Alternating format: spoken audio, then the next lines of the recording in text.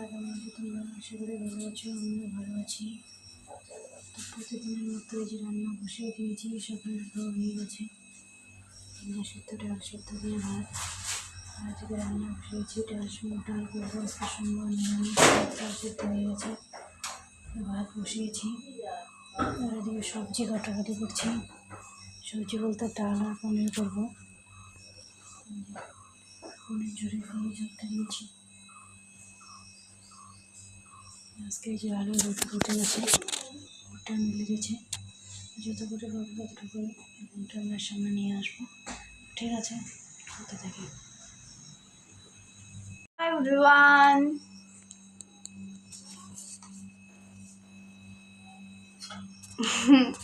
কি রান্না করতেছো মা? কি হবে? পনির কিরকম ভাবে করতে হয় আমার কাছে শিখে নাও।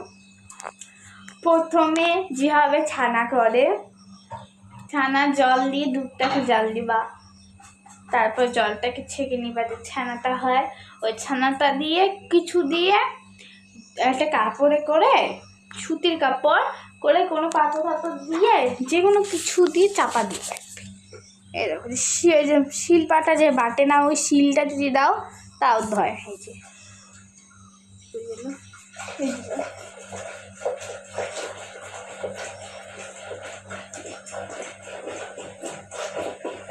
এই যে এইটা দেখছো, এটা কিভাবে দেওয়া আছে, ওইভাবে দিতে হয়। কতক্ষণ চাপা দিয়ে রাখতে হয় মা? আধা ঘন্টা বা 10-15 মিনিট। মা বলছে আধা ঘন্টা, দিদা বলছে 10-15 মিনিট। 10-15 মিনিট রাখলেই হয়। তারপর দেখবে এরকম পনির হয়ে যায়। তাদেরকে আমি পরে আইসে দেখাবো, ঠিক আছে? ক্যামেরাটা উল্টো পাশে ধরছি।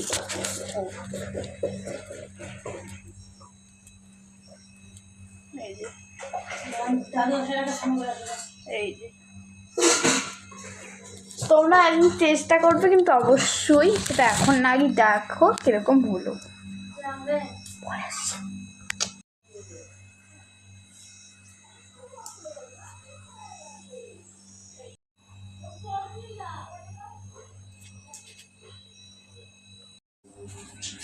কামনাটার কাছে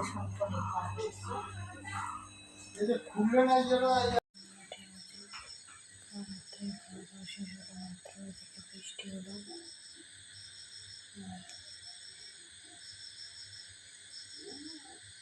খাওয়া দাওয়া শেষ হয়ে গেছে। তো বেশি শরীরটা খুবই ক্লান্ত। ঠিক আছে,